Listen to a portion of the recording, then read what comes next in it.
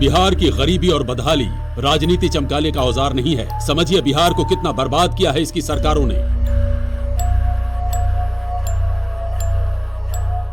बिहार की गरीब जनता बिजली की महंगाई से बाप बाप कर रही है। दिल्ली में बिजली का रेट 3 रुपया है, गुजरात में 3.5 रुपया, पंजाब में 4 रुपया 20 पैसा है। जानते हैं बिहार में कितना है?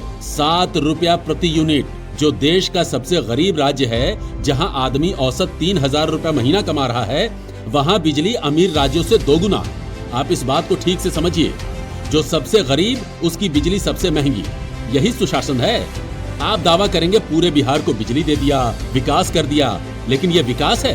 कभी किसी को गलत बिल आ जाता है, कभी झूठा हजारों का बिल आ जाता है, फिर लगाते रहते हैं चक्कर। ऊपर से अब स्मार्ट मीटर, उसके चक्कर अलग। सोचिए आपका ये हाल कैसे हुआ। सोचिए और कुछ करिए, नहीं तो 7 रुपए बिजली का अंधकार बढ़ता ही जाएगा।